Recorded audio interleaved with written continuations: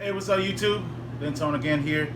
So today's video is going to be short. I'm not going to do an instructional on this one. I bought a rear diffuser. This one is made by BJ's Garage.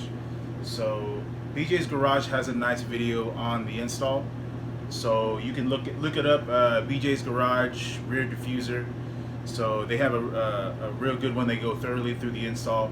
So I'm going to be referencing that while I do the install, but I'm just going to do a quick before and after and some quick other shots of the rear diffuser install. So as you can see right here, that's the rear diffuser right there, made by the one and only BJ's Garage. So their website is right there, bjsgarage570.com.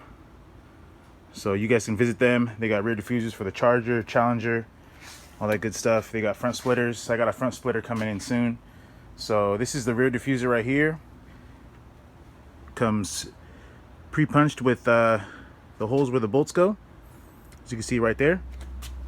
Got all the hardware right here. We got 4 bolts, 4 nuts, 8 washers, and we got the spacer here. So as you can see, I got the car up on some blocks, on some stocks. So I removed the foam. That's the foam right there. I removed the foam from the rear of the car. What I really got to be careful with is right here, that bolt that goes right by the battery. I got to be careful on drilling that hole out. Make sure I don't damage the battery in any way. So I'm going to be drilling those 4 holes from the bottom. I'll be using a jack stand to prop my diffuser up to here. I'll mark my holes, double check, triple check, and I'll be good to go. So I'll go ahead and get the install going, and then I'll show you guys the final product. Alright guys, so during the install I ran into a little issue, so I thought I'd give you guys a quick run through, even though I know this wasn't going to be an install video. But so this cover here is interfering with the install. This is what connects the bumper trim to the vehicle. So this is actually bolted on to the little pan here under the trunk. So when I put the bolts on, there's too much spacing between the bolts, so the bolts are not reaching through. So what I'm gonna do is I already marked the lines here with a marker. I'm gonna go ahead and uninstall this trim here. I'm gonna cut this up along this line on both sides. That way the diffuser can sit flush against, as flush as possible against the pan, and then I can bolt it through. So there's 1, 2, 3, 4 bolts there. I need to use a 7mm socket, and I got 1, 2, 3, 4 more bolts that I need. That I'm using a what is this? A 10mm ratchet, 10mm socket for those. So I'll go ahead and take those off, cut this trim, and then I'll reinstall this trim piece. You want to keep using this, because if not, then this bumper trim will become flimsy, and I don't want that flopping around while I'm driving. So I'll reinstall this trim with this cut out. Of course, you're not going to be using that, because once I cut that off, that will no longer be there. So I'm not going to be installing that bolt there, or it's just actually just nuts. Just so I won't be using that nut there, but I'll be using these 3 right there. So we'll go ahead and get that done right now. All right, guys. So here I'm just using a pair of shears. Here I'm gonna cut it down there. It's gonna cut along this line all the way through, and then I'll go ahead and reinstall this.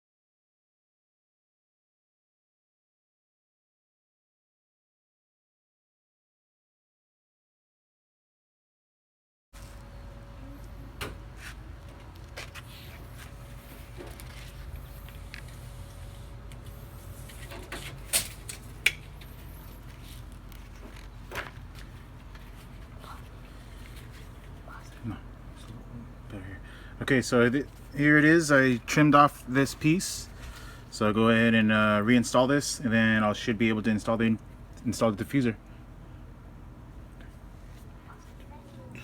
All right, so here's the trim piece on. I haven't bolted it on yet, but as you can see, that's the trim piece right there. So I go ahead and match it up to the bolts on there, and then I'll go ahead and apply the 4 10mm bolts, and then this 4 7mm.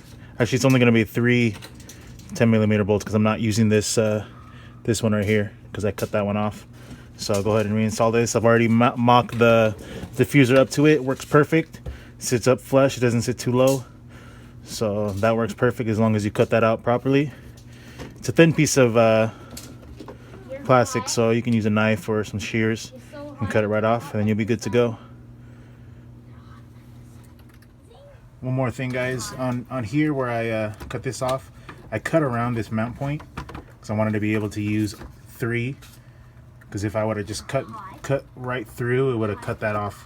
So I cut around the mount point there, that way I can have 3 10mm nuts on there, because we're already eliminating this one. So cut around that one, that way you can use that, and then that should make this much more sturdy, so this is not flopping around too much. So just a little tip. Alright guys, there she is. Got the install finished.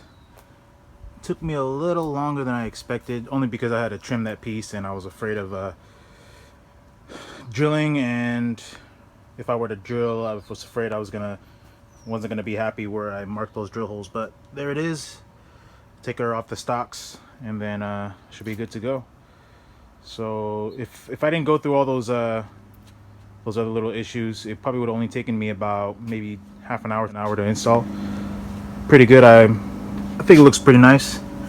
So let me know what you guys think, and I'll catch you guys in the next video. Cheers.